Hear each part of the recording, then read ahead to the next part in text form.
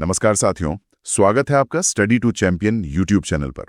अगर आप SSC, UPSC, MPPSC, police, railway, CTET, MPTET, UPTET या किसी भी प्रतियोगी परीक्षा की तैयारी कर रहे हैं तो आप बिल्कुल सही जगह पर आए हैं। इस चैनल पर आपको मिलेगा जीके और जीएस की कंप्लीट थ्योरी, कॉन्सेप्ट के साथ समझाया गया कंटेंट और परीक्षा में पूछे जाने वाले मोस्ट इंपॉर्टेंट टॉपिक्स की सटीक तैयारी। यहां हमारा लक्ष्य है रटना नहीं बल्कि समझकर पढ़ना, ताकि आप हर परीक्षा में आत्मविश्वास के साथ सफल हो सकें। तो चलिए आज के इस महत्वपूर्ण सेशन की शुरुआत करते हैं और अपने लक्ष्य की ओर एक कदम और आगे बढ़ते हैं स्टडी टू चैंपियन के साथ। तो इसी ऊर्जा और इसी संकल्प के साथ आज के हमारे इस विशेष डीप डाइव में हम हिंदी व्याकरण के एक ऐसे विषय को डिकोड करने वाले हैं जो अक्सर उलझन पैदा कर देता है।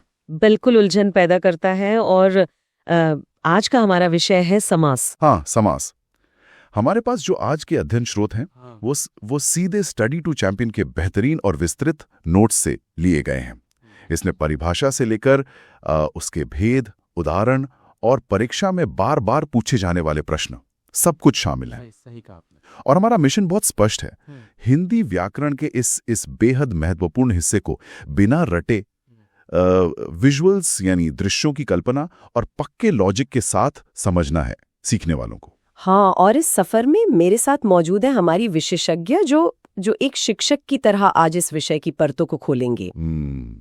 इस चर्चा का हिस्सा बनना मेरे लिए बहुत ही उत्साहजनक है। जब हम प्रतियोगी परीक्षाओं के व्याकरण खंड की बात करते हैं ना, तो अध्ययनकर्ताओं के सामने सबसे बड़ी चुनौती यही होती है कि इतने सारे नियमों को दिमाग में कैसे रखा जाए। बिल्कुल सही कह रही हैं आप। लेकिन अगर शब्दों के बनने के विज्ञान को पकड़ लिया जाए तो रटने की जरूरत ही खत्म हो जाती है। हाँ, रटने की तो जरूरत ही नहीं है। समास कोई हवा नहीं है, बल्कि ये भाषा को सुंदर और धारदार बनाने की एक बहुत ही वैज्ञानिक तकनीक है। तो चलिए इसी तकनीक को डिकोड करते हैं। जो नोट्स हमारे सामने हैं उनमें समास का सीधा सा अर्थ लिखा है, संक्षिप्तीकरण या समराइजेशन। मतलब ये दो या दो से अधिक शब्दों को मिलाकर एक नया सार्थक शब्द बनाने की विधि है। जी बिल्कुल विधि है। मैं इसे पढ़ते हुए सोच रहा था कि क्या ये हमारी भाषा का शॉर्टकट है, या फिर जैसे हम कंप्यूटर में किसी बहुत बड़ी फाइल को जिप फाइल में बदल देते हैं, क्या ये वही प्रक्रिया है? अरे ये जिप फाइल वाली बात तो बिल्कुल सटीक बैठती है। इसे अध्ययनकर्ताओं के लिए एक दृश्य के माध्यम से समझने की कोशिश करते हैं। हाँ, विजुअल से ज्यादा अच्छे से समझ आएगा। कल्पना की जानी चाहिए कि सामने कांच के दो पारदर्शी ब्लॉक रखे हैं। पहले ब्लॉक को हम व्याकरण की भाषा में पूर्व पद यानी पहला शब्द कहते हैं। पूर्व पद, ठीक है। और दूसरे ब्लॉक को उत्तर पद यानी दूसरा शब्द कहते हैं। अब ये दोनों कांच के ब्लॉक्स आपस में जुड़ते हैं, एक संलयन होता है। मतलब दोनों ब्लॉक मिल रहे हैं। हाँ, और इन दोनों के मिलने से एक नया सुनहरी चमक वाला सिंगल ब्लॉक बन जाता है। इस नए ब्लॉक को समस्त पद कहा जाता है। अच्छा, तो ये समस्त पद बन गया। कोई उदाहरण है इसका? उदाहरण के लिए पहले ब्लॉक में लिखा है राष्ट्र और दूसरे ब्लॉक में लिखा है पति। जब ये दोनों मिलेंगे तो नया सुनहरी ब्लॉक बनेगा राष्ट्रपति। अर्थ वही है लेकिन रूप संक्षिप्त हो गया है। एक मिनट, मुझे यहाँ थोड़ी उलझन हो रही है। अगर शब्दों या अक्षरों को जोड़कर कुछ नया बनाना ही है तो फिर संधि और समास में फर्क क्या बचा? संधि में भी तो विद्या और आलय मिलके विद्यालय बन जाते हैं। क्या ये दोनों एक ही चीज के दो अलग अलग नाम नहीं है? ये बहुत ही लाजवाब सवाल है और अक्सर प्रतियोगियों को यहीं आके सबसे ज्यादा दुविधा होती है। हाँ, क्योंकि दोनों एक जैसे ही लगते हैं। दोनों में एक परम अंतर है। इसे ऐसे देखा जाए कि संधि वास्तव में ध्वनियों यानी जो साउंड्स होते हैं ना, उनका टकराव है। साउंड्स का टकराव? हाँ, ये एक तरह का रासायनिक बदलाव है। जब देव और आलय मिलते हैं तो व के अंदर छिपी हुई अ की ध्वनि और आलय की आ ध्वनि आपस में टकराती हैं और एक नई ध्वनि आ पैदा करती हैं, देवालय। यहाँ आवाजों का विज्ञान काम कर रहा है। अच्छा, तो संधि में साउंड बदल रहा है, फिर समास में क्या हो रहा है? समास में ध्वनियां नहीं बदल रही। यह रासायनिक बदलाव नहीं बल्कि भौतिक पैकिंग या फिजिकल पैकिंग है। फिजिकल पैकिंग मतलब? यहाँ शब्दों का मेल होता है जिसमें बीच के जो फालतू शब्द या योजक चिन्ह होते हैं ना, वे गायब हो जाते हैं।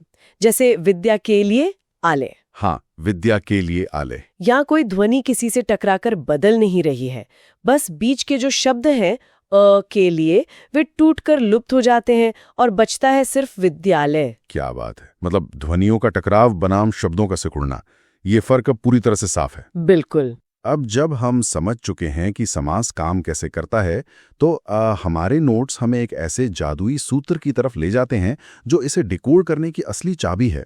जी, वो सूत्र बहुत काम का है। इसमें लिखा है पद प्रधानता या वर्ड प्रोमिनेंस। लेकिन ईमानदारी से कहूं तो पद प्रधानता सुनकर ऐसा लगता है जैसे कोई बहुत भारी भरकम व्याकरण का नियम हो। क्या हम इसे किसी आसान एनालॉजी से समझ सकते हैं? बिल्कुल। इसे समझने के लिए किसी भारी नियम की नहीं, बल्कि एक पुराने जमाने के तराजू की कल्पना की जानी चाहिए सीखने वालों के द्वारा। तराजू, अच्छा, वेइंग स्केल। हाँ, ये तराजू ही वो मास्टर की है जिससे समास के सारे भेद खुलेंगे। तराजू के 2 पलड़े हैं। बाया पलड़ा है हमारा पूर्व पद यानी पहला शब्द, और दाया पलड़ा है उत्तर पद यानी दूसरा शब्द। ठीक है, बायां पूर्व पद और दायां उत्तर पद। पूरा का पूरा समास इसी बात पर निर्भर करता है कि तराजू का कौन सा पलड़ा भारी है, यानी वाक्य में किस शब्द का महत्व ज्यादा है। ये तो बहुत दिलचस्प है। तो क्या इस तराजू के काम करने के कुछ तय नियम है? हाँ, इसके मुख्य रूप से 4 नियम हैं जो हमें अलग अलग समासों तक ले जाते हैं। पहला, अगर तराजू का बायां पड़रा भारी है। ओके, बायां भारी। दूसरा, अगर दायां पड़रा भारी है। तीसरा, अगर तराजू के दोनों पलड़े बिल्कुल बराबर वजन के हैं। और चौथा, अगर दोनों में से कोई भी पड़रा भारी नहीं है, बल्कि बाहर से कोई तीसरी ही जादुई चीज आकर पूरे तराजू को अपने हिसाब से चला दे। ये तो पूरा का पूरा एक सिस्टम बन गया। चलिए फिर इस तराजू के अलग अलग पलड़ों को आधार बनाकर समास के भेदों को समझते हैं। बिल्कुल, शुरू करते हैं। सबसे पहले उस स्थिति को लेते हैं जहां तराजू का बायां पड़रा भारी है, यानी पहला शब्द प्रधान है। स्रोत के अनुसार इसे अव्ययी भाव समास कहते हैं। इसमें प्रथम पद अव्यय होता है। सही दिशा में जा रहे हैं। अव्ययी भाव समास को याद रखने के लिए प्रतियोगियों को एक मजबूत ताले या पैडलॉक की कल्पना करनी चाहिए। एक मजबूत ताला? हाँ, अव्यय ऐसे शब्द होते हैं जिन पर लिंग, वचन या कारक का कोई असर नहीं होता। वो कभी नहीं बदलते, जैसे एक ताला जिसे बिना सही चाबी के नहीं खोला जा सकता। अच्छा, मतलब वो फिक्स रहते हैं? एकदम फिक्स। जब ये अव्यय किसी साधारण शब्द के आगे जुड़ता है तो वो पहले पलड़े को इतना भारी कर देता है कि वो पूरे के पूरे शब्द को उसी ताले की तरह मजबूत और अपरिवर्तनीय बना देता है। मुझे इसे टेस्ट करने दीजिए। मान लीजिए शब्द है शक्ति। ठीक है, शक्ति। इसके आगे अव्यय लग गया यथा, तो ये मिलकर बना यथाशक्ति। जी, यथाशक्ति। अब अगर मैं इस यथाशक्ति को बहुवचन में बदलने की कोशिश करूं तो क्या मैं यथाशक्तियों बोल सकता हूं? नहीं, ये अजीब लग रहा है। यही तो इसका मूल है। आपने ताले को टेस्ट कर लिया। इसी तरह दिन के आगे प्रति लग गया तो बन गया प्रतिदिन। हाँ, प्रतिदिनों तो नहीं बोल सकते? बिल्कुल नहीं। चाहे एक व्यक्ति हो या 1000 व्यक्ति हो, प्रतिदिन शब्द कभी प्रतिदिनों या प्रतिदिनिया नहीं बनता। वो लॉक हो गया है। आजन्म, रातों रात, भर पेट, ये सब इसी ताले के उदाहरण हैं जहां पहला पद यानी बायां पड़ला भारी होता है। बहुत ही बढ़िया। बायां पड़ला तो हमने लॉक कर दिया, लेकिन अगर तराजू का दायां पड़ला भारी हो जाए तब क्या होगा? दायां पड़ला भारी होने पर व्याकरण का एक नया खेल शुरू होता है। हमारे नोट्स बताते हैं कि इसमें 3 अलग अलग समास आ जाते हैं। पहला है तत्पुरुष समास। तत्पुरुष समास की कल्पना एक टूटती हुई जंजीर के रूप में की जा सकती है। इसमें दूसरा पद प्रधान होता है, लेकिन सबसे महत्वपूर्ण घटना दोनों शब्दों के बीच घटती है।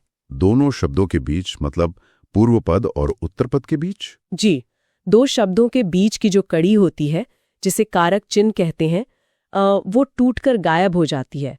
जैसे हमने राष्ट्रपति का उदाहरण देखा था, राष्ट्र का पति। यहाँ का वो जंजीर थी जो टूट गई। लेकिन स्रोत में ये भी बताया गया है कि तत्पुरुष समास के कई उपभेद भी होते हैं जो सीधे सीधे कारक चिन्हों पर आधारित हैं। ये तो बहुत लंबी सूची लग रही है। कर्म, करण, संप्रदान, इसे कैसे याद रखा जाए? अरे, इसे रटने की जरूरत ही नहीं है सीखने वालों को। बस ये देखना है कि कौन सी जंजीर टूटी है। जिस कारक चिन्ह की जंजीर टूटेगी, तत्पुरुष का नाम भी वही होगा। अच्छा, तो नाम उसी से तय होगा। चलिए इसे एक खेल की तरह खेलते हैं। मैं आपको जंजीर टूटने से पहले का रूप दूंगी और आप अंदाजा लगाइए कि कौन सा चिन्ह हटा। ठीक है, मैं तैयार हूँ। जैसे अगर कर्म कारक का चिन्ह को है और शब्द है गगन को चूमने वाला, तो समस्त पद क्या बनेगा? को हटा देंगे तो बनेगा गगनचुंबी। मतलब यहाँ को की जंजीर टूटी, इसलिए ये कर्म तत्पुरुष है। एकदम सटीक। अब अगर करण कारक हो जिसका चिन्ह से या के द्वारा होता है, जैसे तुलसी द्वारा रचित, ये तो तुलसी रचित हो जाएगा, द्वारा गायब हो गया। बिल्कुल। और अगर संप्रदान यानी के लिए वाली जंजीर हो, जैसे प्रयोग के लिए शाला, तो के लिए हटने से प्रयोगशाला बन जाएगा। और अपादान जहां से अलग होने का भाव हो, देश से निकाला। देश निकाला मतलब देश निकाला। ये तो वाकई बहुत तार्किक है ना? संबंध यानी काके की हटने पर गंगा का जल बन जाएगा गंगा जल। और अधिकरण मतलब में या पर हटने पर अपने पर बीती बन जाएगा आप बीती। मतलब बीच का जो शब्द हटा बस उसी कारक का नाम आगे लगा देना है। बिल्कुल, यही नियम है। लेकिन एक मिनट, यहाँ स्रोत में एक और अजीब सा उपभेद दिख रहा है, नंज तत्पुरुष। इसका कारक से तो कोई लेना देना नहीं लग रहा। ये क्या चीज है? नंज का सीधा सा अर्थ है नकारात्मक या नेगेटिव भाव। यह तत्पुरुष का वह हिस्सा है जहां पहले पद में अ, अन, न या गैर लग जाए और वो किसी चीज के न होने का अर्थ दे। जी हाँ, जैसे न धर्म बन जाता है अधर्म, न संभव बन जाता है असंभव। तो इसे तत्पुरुष में क्यों रखा है? चूंकि इसमें भी दूसरा पद प्रधान है और एक तरह से न का लोप होकर वो शब्द से जुड़ रहा है, इसलिए इसे तत्पुरुष की श्रेणी में रखा गया है। वाह! तो दायां पल्लड़ा भारी होने पर पहला खिलाड़ी था तत्पुरुष, जहां जंजीरें टूट रही थी। अब इसी दायां पल्लड़े के भारी होने वाले नियम में हमारा दूसरा खिलाड़ी है कर्मधारय समास। इसमें क्या अलग है?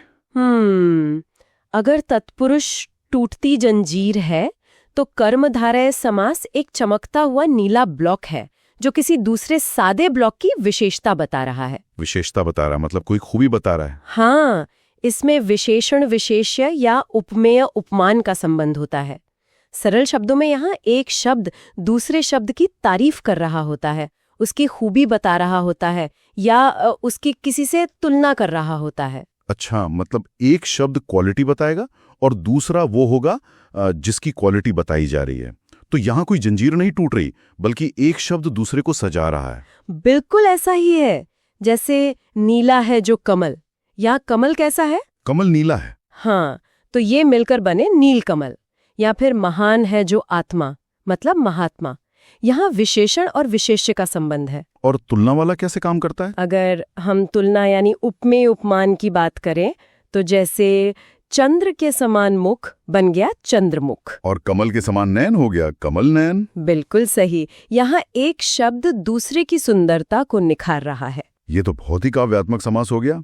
अब दाएं पल्ले के भारी होने की आखिरी स्थिति पर आते हैं, जो मुझे व्यक्तिगत रूप से सबसे मजेदार लगती है, द्विगु समास। द्विगु समास वाकई में पहचानने में सबसे सीधा है। इसकी कल्पना एक चमकती हुई अंकों वाली डिजिटल घड़ी या चक्र के रूप में की जा सकती है प्रतियोगियों द्वारा। अंकों वाली घड़ी? हाँ, इसका जो पहला शब्द होता है वो हमेशा संख्यावाचक यानी नंबर होता है और ये किसी समूह या कलेक्शन का बोध कराता है। हाँ, इसके उदाहरण तो हमारे रोजमर्रा के जीवन में भरे पड़े हैं, जैसे 3 लोकों का समूह त्रिलोक, और 4 राहों का समूह जहां हम रोज खड़े होते हैं चौराहा, और 9 ग्रहों का समूह नवग्रह, 100 वर्षों का समूह शताब्दी। बिल्कुल, जहां भी शुरुआत में कोई संख्या दिखे और वो एक समूह की बात कर रहा, वहां अध्ययनकर्ताओं को समझ जाना चाहिए कि ये डिजिटल घड़ी यानी द्विगु समास है। चलिए, तो अब तक हमने तराजू के बाएं पल्ले को भारी देखा अव्ययी भाव में, फिर दाएं पल्ले को भारी देखा तत्पुरुष कर्मधारय और द्विगु में। अब उस स्थिति में आते हैं जहां तराजू के दोनों पल्ले बिल्कुल बराबर वजन के हैं। हमारा 5वां भेद, द्वंद्व समास। द्वंद्व का अर्थ ही है मुकाबला या समानता, जहां दोनों पक्ष मजबूत हों। इसे 2 बहुत ही मजबूत और बराबर खंभों की तरह देखा जाना चाहिए। 2 बराबर खंभे पिलर्स की तरह। जी, दोनों पदों की अहमियत बराबर होती है।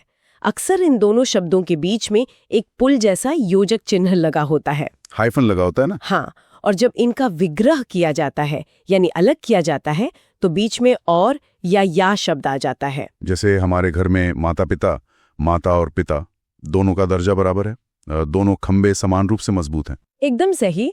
इसी तरह रात दिन यानी रात और दिन, पाप पुण्य मतलब पाप और पुण्य, खरा खोटा यानी खरा या खोटा।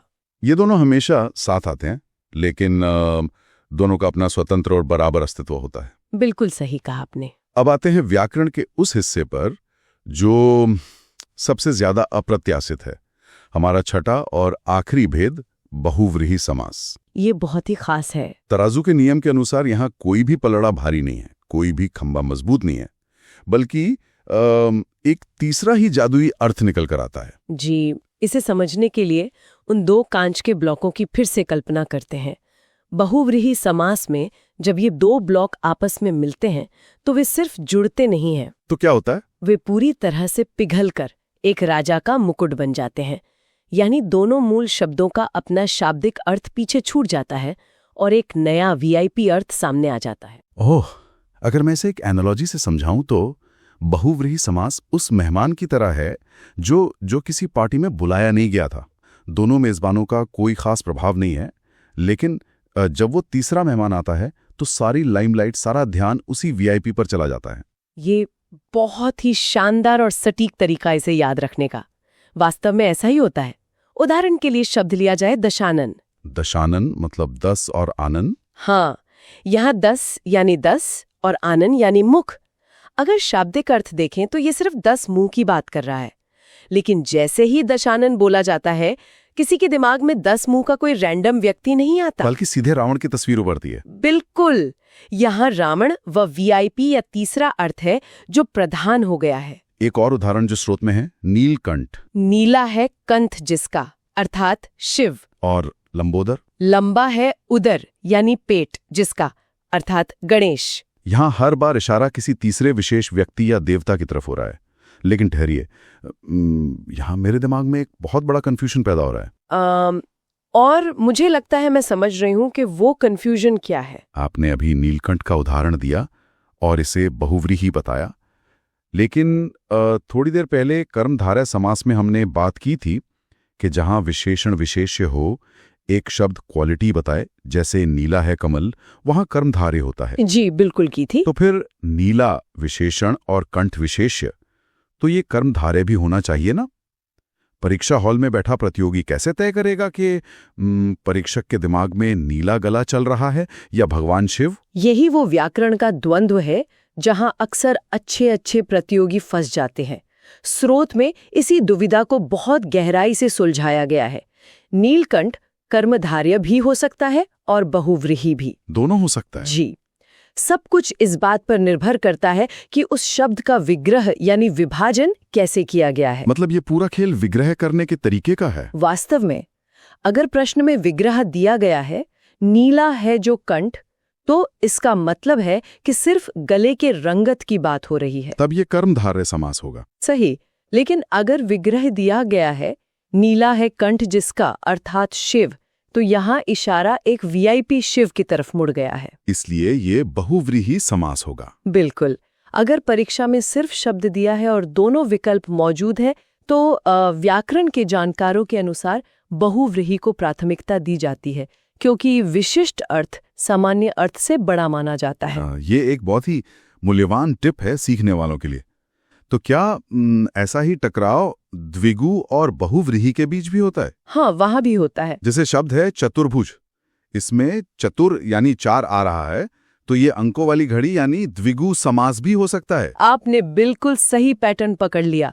अगर इसे 4 भुजाओं का समूह मानकर तोड़ा जाए तो ये सीधे सीधे द्विगु समास है। और अगर अलग तरह से तोड़ें? लेकिन अगर कहा जाए 4 हैं भुजाएं जिसकी, अर्थात विष्णु, तो भगवान विष्णु का संदर्भ आते ही ये बहुव्रीहि समास का राजा मुकुट पहन लेगा। समझ गया। अध्ययनकर्ताओं को हमेशा विकल्पों और विग्रह पर पैनी नजर रखनी चाहिए। जी, हमेशा। चलिए, अब तक जो कुछ भी हमने डिकोड किया है उसका एक सिस्टम सिम्युलेशन यानी परीक्षण करने का समय आ गया है। जी बिल्कुल। हमारे स्रोत में कुछ MCQs दिए गए हैं। मैं चाहूंगा कि मैं खुद इन्हें एक प्रतियोगी की तरह तर्क लगाकर हल करने की कोशिश करूं और आप बताइएगा कि मेरा लॉजिक सही है या नहीं। ये एक बेहतरीन तरीका होगा। शुरू करें। पहला प्रश्न है, यथाशक्ति में कौन सा समास है? विकल्प हैं A तत्पुरुष, B द्वंद्व, C अव्ययी भाव, D बहुव्रीहि। सोचिए। मुझे सोचने दीजिए। यथाशक्ति, इसका पहला पद यथा है। हमने बात की थी मजबूत ताले की। यथा शब्द लगने से पूरा शब्द अविकारी हो गया है। मैं इसे यथाशक्तियों नहीं कर सकता। बिल्कुल नहीं कर सकते। मतलब बाया पलड़ा भारी है, तो इसका उत्तर सी अव्ययी भाव होना चाहिए। आपका तर्क एकदम वाटर टाइट है। सही जवाब अव्ययी भाव ही है। बेहतरीन। दूसरा प्रश्न देखते हैं। राजपुत्र में कौन सा समास है? विकल्प हैं ए तत्पुरुष, बी कर्मधारय, सी द्विगु, डी अव्ययी भाव। इसका क्या लॉजिक होगा? राजपुत्र यानी राजा का पुत्र। यहां का शब्द गायब हो रहा है। मतलब दो शब्दों के बीच की जंजीर टूट रही है। टूट रही है जंजीर, हाँ। और जब जंजीर टूटती है तो वो तत्पुरुष होता है। अगर मैं और गहराई में जाऊं तो का संबंध बताता है, इसलिए ये संबंध तत्पुरुष होना चाहिए। उत्तर ए तत्पुरुष। सटीक विश्लेषण। आपने न केवल समास पहचाना बल्कि उसका उपभेद भी खोज निकाला। और तीसरा प्रश्न, जिस समास में दोनों खंड प्रधान हों वो क्या कहलाता है? ए बहुव्रीहि, बी अव्ययी भाव, सी द्वंद्व, डी तत्पुरुष। ये तो काफी आसान होना चाहिए। दोनों खंड प्रधान मतलब तराजू के दोनों पल्ले बिल्कुल बराबर, दो मजबूत खंबे जैसे, माता पिता, यहां कोई किसी से कम नहीं। तो ये मुकाबला है, समानता है। इसका सही उत्तर सी द्वंद्व समास होना चाहिए। आपकी पूरी प्रक्रिया 100% सही है। अगर अध्ययनकर्ता इसी तरह से तराजू और विजुअल्स का लॉजिक लगाकर परीक्षा में बैठेंगे तो कोई भी प्रश्न गलत होने की गुंजाइश ही नहीं बचेगी। मुझे भी ऐसा ही लगता है। अब हम इस पूरी गहन चर्चा के अंतिम पड़ाव पर आ गए हैं। हमारे स्रोत की आखिरी स्लाइड हमें एक समास मास्टर ग्रिड दिखाती है। अगर इस पूरे विज्ञान को एक वाक्य में समेटना हो तो आपका निष्कर्ष क्या होगा? अगर पूरे मास्टर ग्रिड का निचोड़ निकाला जाए ना, तो वो होगा संक्षिप्तीकरण ही प्रभाव है। संक्षिप्तीकरण ही प्रभाव है। भाषा जितनी कसी हुई होती है उसका मारक असर उतना ही ज्यादा होता है। हमने देखा कैसे अव्ययी भाव अपरिवर्तनीय कर देता है, तत्पुरुष कारक की जंजीर हटाता है, कर्मधारय विशेषता सजाता है और द्विगुण संख्या दिखाता है। बिल्कुल, और द्वंद्व समानता बताता है, और बहुव्रीहि एक नया अर्थ पैदा कर देता है। ये 6 उपकरण हमारी भाषा की इंजीनियरिंग है। संक्षिप्तीकरण ही प्रभाव है। वाकई ये बहुत ही गहरी बात है। और इस चर्चा को समाप्त करते हुए मेरे मन में एक विचार आ रहा है जो मैं सभी सीखने वालों के लिए छोड़ना चाहूंगा। जी बताइए। आज के इस डिजिटल युग में जहां एसएमएस या चैट्स में बात करते हुए शब्दों को छोटा करने के नए नए तरीके खोजे जाते हैं, जी। जैसे बी राइट बैक को BRB लिख देना, हाँ। या एज सून एज पॉसिबल को ASAP कर देना। हाँ, ये तो आजकल का ट्रेंड है। तो क्या ये कहा जा सकता है कि समास प्राचीन काल के विद्वानों द्वारा खोजी गई भाषा की सबसे पहली और सबसे उन्नत कोडिंग या शॉर्टहैंड तकनीक थी, ताकि कम शब्दों में ज्यादा और सटीक बात कही जा सके? ये तो सोचने वाली बात है। अगली बार जब चैटिंग करते हुए कोई नया शॉर्टकट शब्द बनाया जाए तो जरूर सोचिएगा कि उसमें कौन सा समास छिपा हो सकता है। इसी के साथ आज के इस सत्र को यहीं विराम देते हैं। जी। स्टडी टू चैंपियन से जुड़ने और इस पूरे विश्लेषण को अंत तक सुनने के लिए आपका बहुत बहुत धन्यवाद। सब्सक्राइब, लाइक और शेयर करना न भूलें। पढ़ते रहें, बढ़ते रहें।